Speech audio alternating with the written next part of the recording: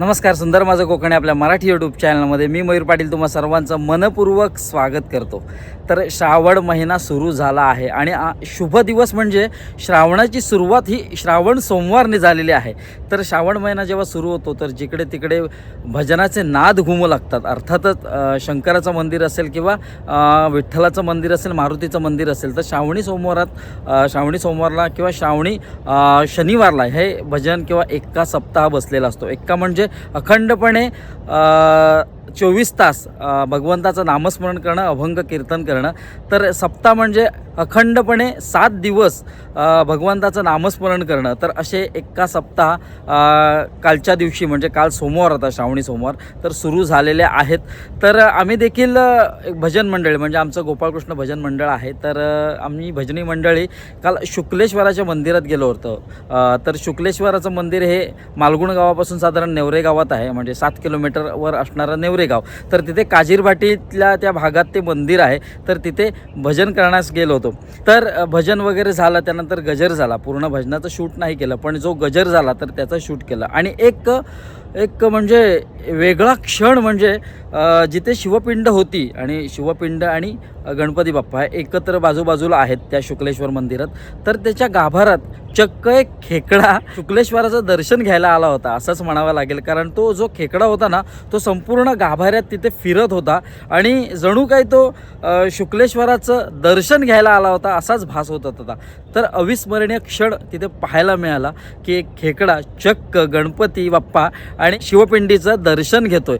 तर हा अविस्मरणीय क्षण मी तुमच्यासोबत शेअर करू इच्छितो, त्यामुळे कुठेतरी हा व्हिडिओ बनवला आहे। आणि त्यानंतर शुक्लेश्वराच्या मंदिरात आमचं भजन झालं। त्यानंतर मग जो व्हिडिओ प्ले होणार आहे तो आहे प्रसिद्ध तीर्थक्षेत्र असलेल्या गणपतीपुळ्याच्या गणपती बाप्पाच्या मंदिरातील हा व्हिडिओ आहे, तो देखील गजर आहे।